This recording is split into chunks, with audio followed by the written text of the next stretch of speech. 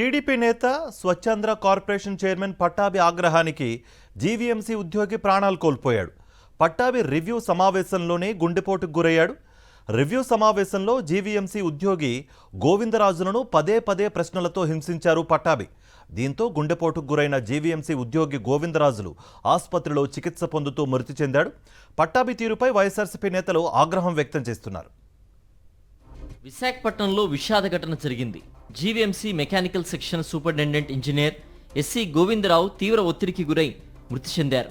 స్వచ్ఛాంధ్రప్రదేశ్ corporation chairman Pattabhi Gajuwaka TDP MLA Palla శ్రీనివాసరావుతో కలిసి నిర్వహించిన సమావేశంలో ప్రశ్నల మీద ప్రశ్నలతో తీవ్ర ఒత్తిడికి గురైన ఎస్సీ గోవిందరావు కుప్పకూలిపోయారు.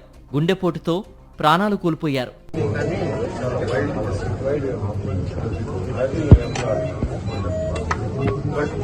చెత్త పెరిగిపోయి దుర్వాసన ప్రబలుతోందంటూ నగరంలోని 76వ వార్డులో స్వతంత్ర నగర్ వద్ద గార్బేజ్ ట్రాన్స్ఫర్ స్టేషన్కు స్థానికులు తాళాలు వేశారు.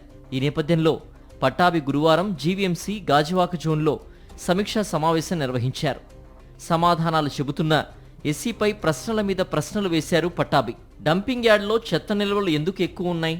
కాంట్రాక్టర్ రాసా సంస్థ వర్క్ ఆర్డర్ తీసుకున్న తర్వాత కరెక్ట్గా పనిచేయాలి కదా, పని చేయకపోతే మీరేం చేస్తున్నారు?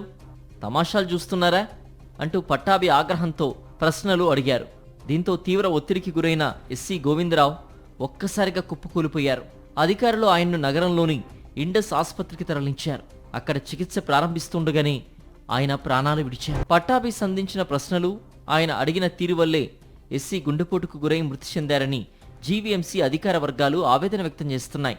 పట్టాభి తీరుపై వైఎస్ఆర్సీపీ నేతలు ఆగ్రహం వ్యక్తం చేశారు. టీడీపీ నేత పట్టాభి ఒత్తిడి వల్లే జీవీఎంసీ ఉద్యోగి మరణించారని వైఎస్ఆర్సీపీ ఉత్తరాంధ్ర రీజనల్ కోఆర్డినేటర్ కురసాల కన్నబాబు మండిపడ్డారు.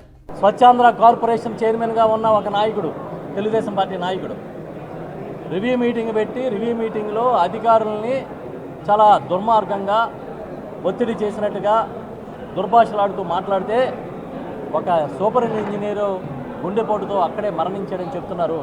ఇది కానీ వాస్తవం అయితే, ఇది కానీ నిజమైతే ఈ ప్రభుత్వం చాలా దుర్మార్గమైన పద్ధతిలో వెళ్తున్నట్టుగా అందరికీ అర్థమవుతుంది. కనుక పద్ధతి మార్చుకోండి, క్షమాపణ చెప్పండి అని చెప్పి అధికారులను బ్లాక్మెయిల్ చేస్తూ గత కొన్ని రోజులుగా ఈరోజు రివ్యూ అంటూ పెట్టి ఆ రివ్యూలో సూపరింటెండెంట్ ఇంజనీర్ గోవిందరావుని టార్గెట్ చేస్తూ ఆ టార్గెట్లో ఇష్టాసారంగా మాట్లాడుతూ ఈ మధ్యకాలంలో చాలాసార్లు కూడా మాట్లాడుతూ మరి ఆయన మీద విపరీతమైన చేయగాన ఆయన భయానికి హఠాత్తుగా కుప్పకూలిపోవడం జరిగింది.